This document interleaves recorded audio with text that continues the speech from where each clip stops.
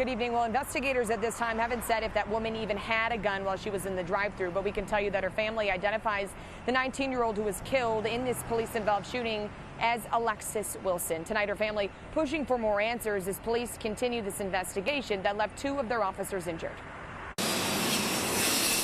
Tonight, crews boarding up this bike shop off of Sibley Boulevard after a wild confrontation with police ends with a crash in Dalton. The car barreling into this store just moments after a police-involved shooting overnight. This surveillance video shows the car hitting the store head-on. Howard Pence was inside and called 911. I was feeling like it was tornado kind of consequences where, the house is shaking. Now a teenager is dead and 2 officers are hurt. There was a cop laying down on the sidewalk complaining about his injuries. The woman killed was 19-year-old Alexis Wilson. Investigators say Wilson took off from police, injuring their officers. He also saw the vehicle coming toward him.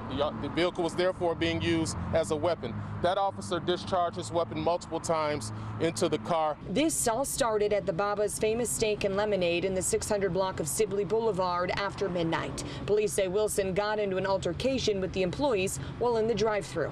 The Baba staff members called 911 and said Wilson was threatening them with a gun. When Dalton PD showed up, they say Wilson refused to get out of the car. She wasn't fully dressed and was frantic. He was halfway in the vehicle trying to remove her, and that's when she took off. Investigators say she started dragging the officer down the road. That's when a second Dalton cop opened fire. 3 shots were fired in her direction. The original officer was still dragging from the car. She then ran into one of our Dalton squad cars and proceeded eastbound here on Sibley. The teen's family says there's much more to this story.